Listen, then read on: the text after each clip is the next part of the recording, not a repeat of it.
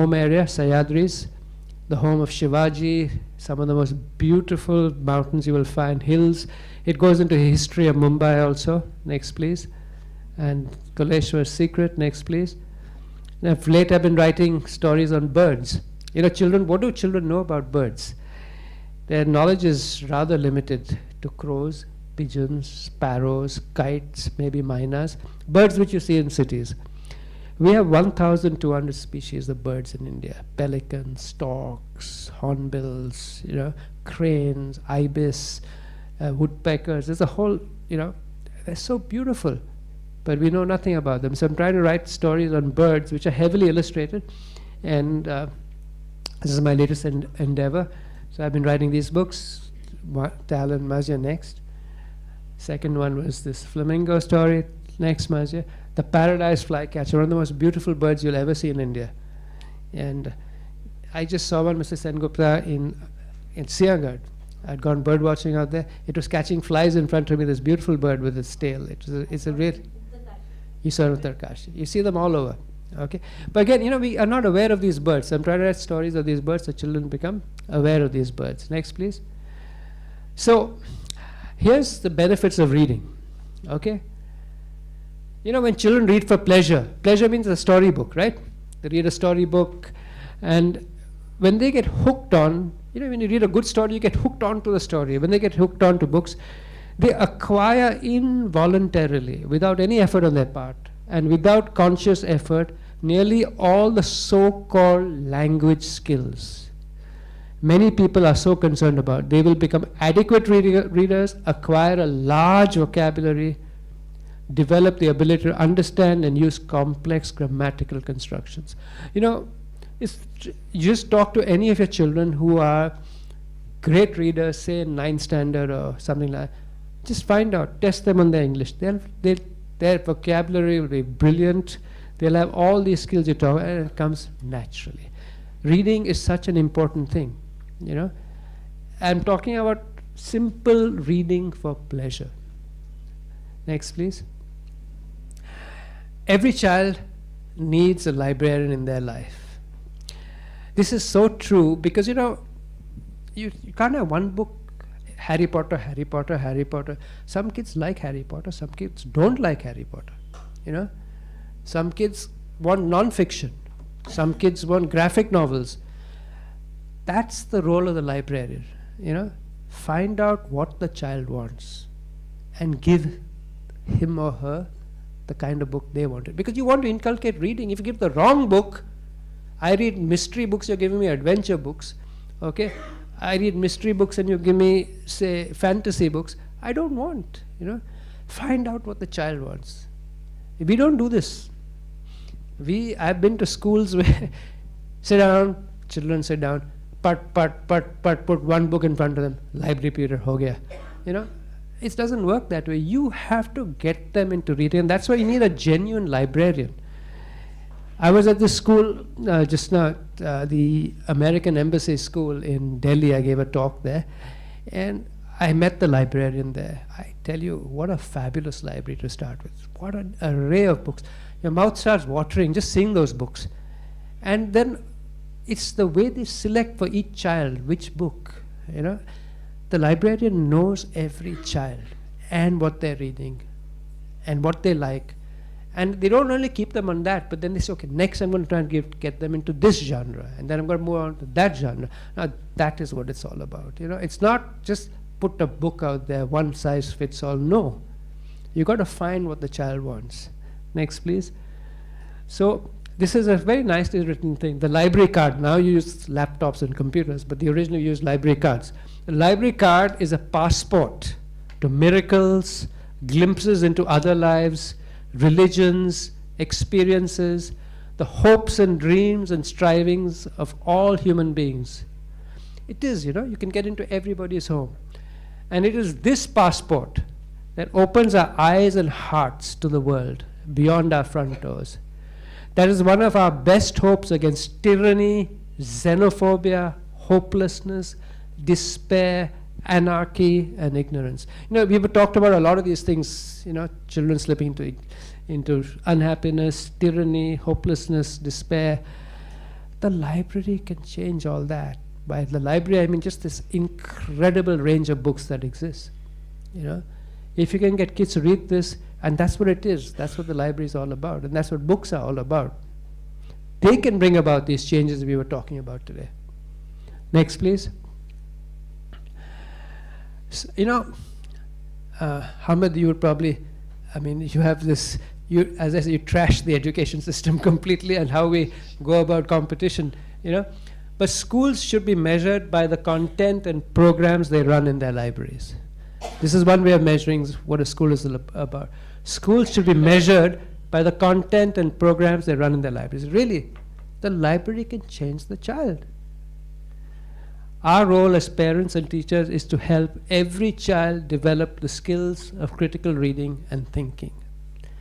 We're talking on the same education. You can do it through books. Simple books for pleasure. Next, please. The original search engine, right? You didn't need Google before Google, and even after Google, the librarian will still be there. Next, please. So, this is another point I want to just bring up.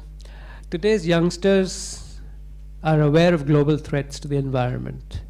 They'll talk about global warming, they'll talk about deforestation. They're aware of all these things. You got Google, you got everything, and kids are very brainy, they know everything. But their physical contact, their intimacy with nature is fading. I think you all agree with me on that? Okay, next please. A youngster can tell you about the Amazon rainforest, okay? But not about the last time he or she explored the woods in solitude. Who does this anymore? Or lay in a field listening to the wind and watching the clouds go. Does anybody do this? But this is what we used to do before the mobile phone came along. And now we gaze at the phone, but or we'll see this on the phone. We'll see some, but you will not actually just sit. It's all virtual. Next, please. This is very true. Television, unlike television, nature does not steal time. It amplifies it. Imagine if you're sitting like this, contemplating absolutely nothing. Just hold this for a while. Yeah.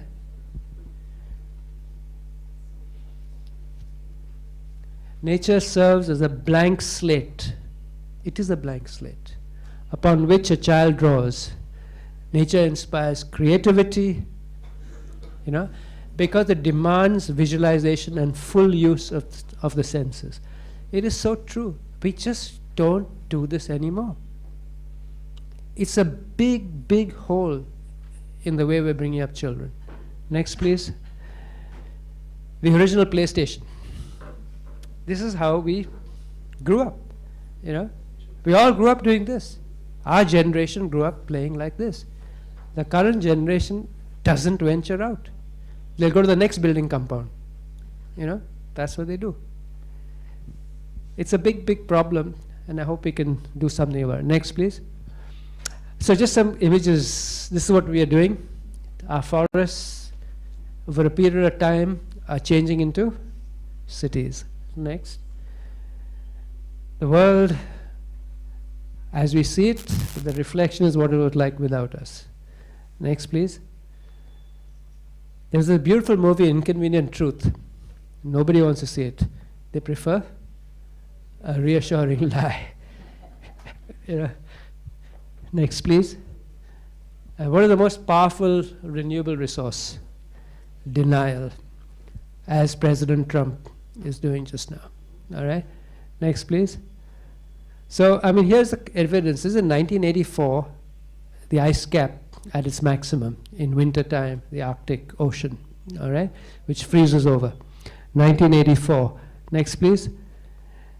2012, maximum. Okay? You can't see this. It's happening in front of your eyes, and you say global warming is not happening.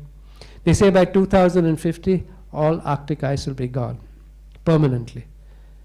I don't know, but it's probably happening. Next. Sorry? It's a fact. It's happening. It's happening, Next, please. And this is the reality. 7.2 billion people. That's the population of the Earth. Next, please. So in India, Man-animal conflict is on the rise, because where do we put these people? Wherever the remaining forests are. You can see the terror on their faces, you know. Tiger wants to cross the road, poor thing, the animal has to cross the road, but there are people on the road all the time, so then something like this happens. Next, please. Bombay. These photographs have been taken right beside some of the most expensive and nice societies in Thane and Mulund. Yeah, Powai Lake. They're just walking right past. All right. Next, please. And then this leopard, luckily they say, generally they kill the animal. You know, yeah, there's a conflict. Just yesterday there was something happened. They knocked it off. This one was rescued. All right. Next, please. Elephants. The elephants have nowhere to go now. And I don't even want to go into what's happening with elephants in our country. Next, please. So I'm going to end with these images. That, you see that blue line? Any idea what that is? That's our atmosphere, seen from outer space. It's, you know, all life exists within the first 5 to 10 kilometers of the atmosphere, up and down, all right? But that's what we got, you know? It's the atmosphere. If you take a baseball, say a basketball, you know, the skin of the basketball compared to the rest of it is how the atmosphere is. You could say it's a similar thing, you know, compared to the size of the earth. It's a very small thing, but that's where we live. That's where everything, all living, all life is concentrated within this little area of atmosphere. Next, please. Again, that's just another view. Next, please. And the earth looks very lovely from outer space. Next, Mazia. They call it the blue marble. You know, after all, 70% is sea. All right. And next, please. That's another image. I'm moving away from Earth. Okay. Next, please. This photograph is considered to be the most defining photograph ever taken by a human. You know, Apollo 8, when that was the first egg, that was in December 24th, exactly 50 years back. In fact, the 50th anniversary was just last couple of months ago of this flight. The first people to leave Earth orbit, they went into lunar orbit. And, you know, everyone's looking, hey, we're going to see photographs of the dark side of the moon, and, you know, and even the astronauts saying it's all gray, there's no color, there's nothing. Then they came around, and they saw what no human had ever seen. We see the moonrise.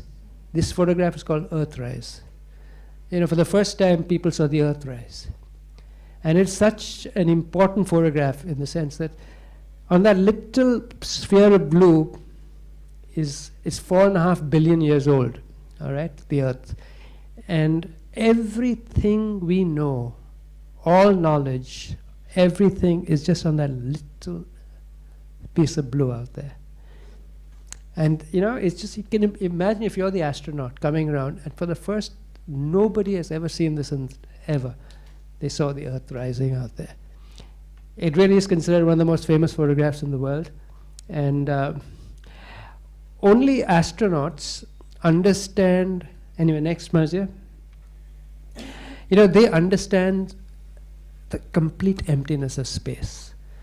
Barely 600 people till date have left and gone into outer space. If you had all the astronauts and all the people who are on the space station, 600 is the total, including all those earlier flights which we had with the space shuttle.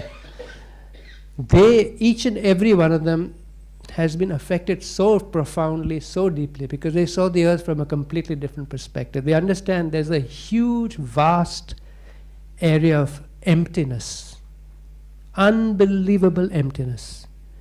And our planet is so small inside there. Next, please. See, as you go further away, that's the Earth, and that's when all a little bit of white are other stars. We become just one of those specks, you know. Next, please. From Saturn, okay? This is one of the, I think this particular aircraft went plunging, just last year it plunged into, and the spacecraft plunged into the atmosphere of Saturn and died at that time, but it sent back these photographs, and that's Earth. So small already. Next, please. Voyager 1, which has now moved out of the solar system. Among the last pictures it's sent back. That's Earth. It's just one upon millions and millions and millions of specks of dust in the atmosphere. I mean, in the universe. Next, please. You know, this is the imprint man is now leaving on Earth. You know, this is a nighttime. If you go back 200 years ago, if an aircraft had taken a photograph, it would be in complete darkness. Okay? Now, humans are leaving their imprint. We call this age, you know, like we've had various, there have been various geological epochs. And the latest one we've given is called the Anthropocene. You know what that means, the Anthropocene? This is the age of man. This is the time when man is the most dominant creature on Earth and is having his effect on all geographical systems. From pollution of rivers, pollution of air, killing of species, deforestation, we are reworking the Earth. And we're in the midst of that cycle called the Anthropocene. Next, please. And this is what a Senegalese poet had to say. In the end, we will preserve only what we love. Isn't that true? We preserve only what we love. We love only what we understand. And we understand what we are taught. And that's where the school comes in. You are the teachers. Okay? You have to make them understand and love their planet. Only then they're going to save. I don't know what a forest is. I live in a city. If somebody's cutting a forest, big deal for me. You know, I don't care what the tiger is all about. It lives in somewhere else. If they're dying, you know, underwater in the sea. Yeah, you're saying 50% of the biomass is gone, but doesn't affect me. You know, but we have to teach them. You know, and we preserve only what we love, and we're going to teach them to love our planet. Next, please. That's some of the books I've written. Next. This is what Gandhi had to say, Gandhiji. The future depends on what we do in the present. The children are the future. Okay? It's up to us to do something now to change them and to make sure the future is held intact. Next. I think that's it. I took you on a long journey. Thank you. Thank you. Thank you so much. Thank you very, very much, Mr. Dalal, for taking us on this beautiful journey, beautiful sojourn of our beautiful India. The wide spectrum of India that he's just given us a glimpse of took us from the mountains to the hills, rivers, coastline, desert, the cold desert as well as the hot desert. The Terai region, the rainforest, the islands, the coral islands, the volcanic islands, and so much more. He himself lives in the rain shadow area of the Western